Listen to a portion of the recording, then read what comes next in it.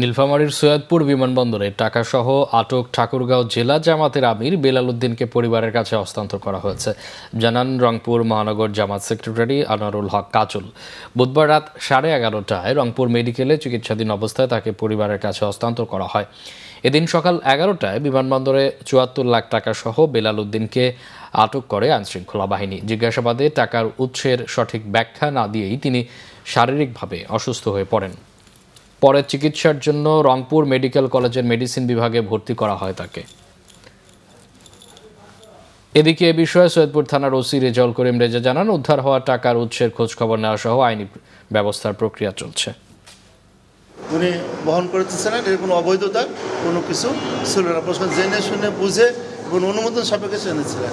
একটা অংশ তাকে হেনস্থ করার জন্য, জামাতকে ভাবমূর্তি ভাবমূর্তি পূর্ণ করার জন্য এটা করা হয়েছে। শারীরিক অবস্থা উনি পুরোপুরি চিকিৎসার মধ্যে আছেন, ঘুমের মধ্যে আমরাও কথা বলতে পারতেছি না।